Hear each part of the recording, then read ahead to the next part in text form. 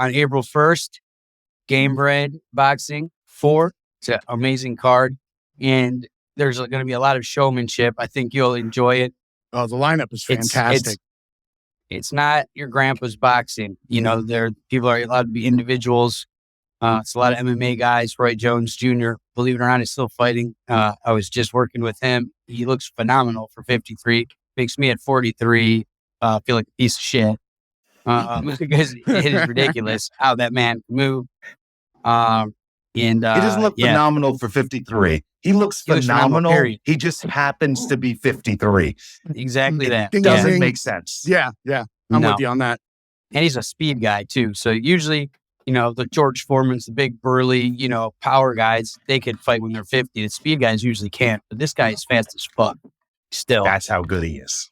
Yeah. Tell him about the rest of the card, dude. Jeremy Stevens versus Jose Aldo is going to be fucking fireworks.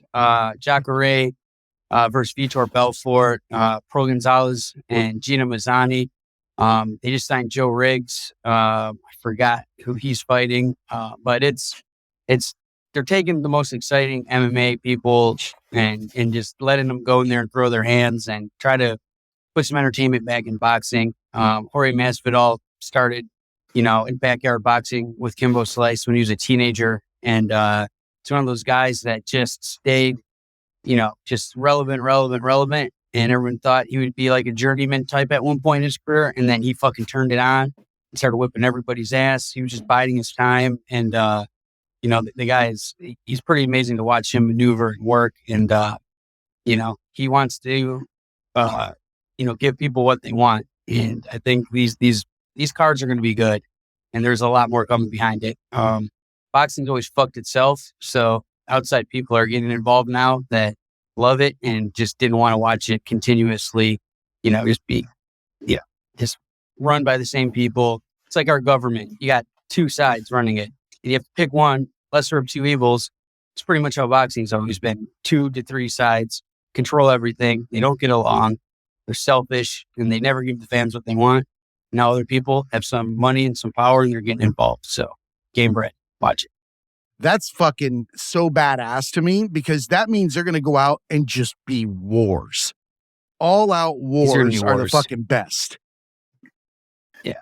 They will be technical, but they will be wars. And some of the people on the card are getting up there a little in age, but I've been spending the last couple months following them around to their training camps.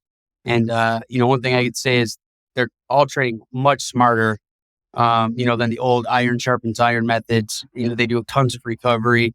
There's science involved. They know how to train. They know how to listen to their bodies. Like they're well-oiled machines now. They don't just go and spar for 8 hours a day until they're all beat to shit like the old timers did. Like, at 35 to 40, which a lot of them are, they're in better shape than any 25-year-olds that lived 10 years ago. So it's impressive. It's very impressive. I've learned a lot about it over the last couple of months, and I'm telling you, I love the fact that that it's no holds barred.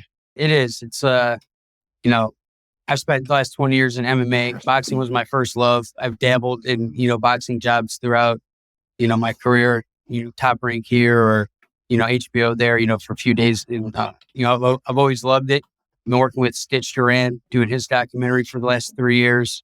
The guy's a legend. So I've been finally being able to work, with boxing, which is what I wanted to do my whole life. And it's with really good people. So, it's a long time coming, but the right time now. So hope a lot of people watch. It's going to be dope. And I want to keep doing it.